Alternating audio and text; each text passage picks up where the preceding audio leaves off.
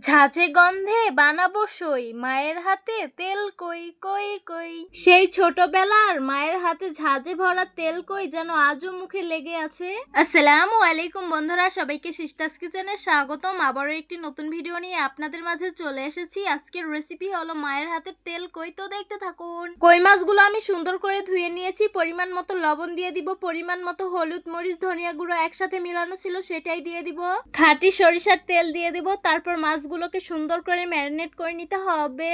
এবার মাছ ভাজার জন্য চুলায় একটা ফ্রাই প্যান বসিয়ে দিলাম। তারপর দিয়ে দিব সরিষার তেল, সাথে দিয়ে দিব সয়াবিন তেল। তেল গরম হয়ে গেছে। ম্যারিনেট করা মাছগুলো এখন একে একে তেলে ছেড়ে দিব।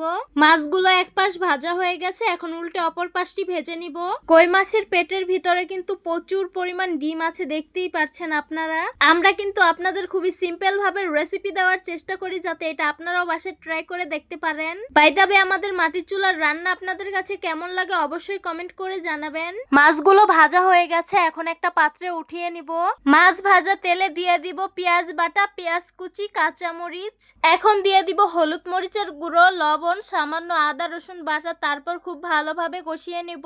এবার একটা বাটা মশলা বানাতে হবে। একটা বাটিতে আদা, জিরা, শুকনো মরিচ, এলাচ দিয়ে পেস্ট বানিয়ে নিব। তারপর বানানো মশলাটা দিয়ে আবারও কষিয়ে নিতে হবে। কষানো হয়ে গেছে, এখন পরিমাণ মতো পানি দিয়ে দিব। 1 চামচ চিনি দিয়ে ঢেকে বলক আসার অপেক্ষায় থাকবো। তো দেখতেই পাচ্ছেন তরকারিটা বলক এসে পড়েছে। তারপর ভেজে রাখা মাছগুলো দিয়ে দিব। তরকারি হয়ে গেছে, এখন ওপর দিয়ে খাঁটি সরিষার তেল দিয়ে দিব। মাছগুলোকে ঝাঁকিয়ে তেলের সাথে মিশিয়ে নিব। তারপর পরিবেশন করে নিব।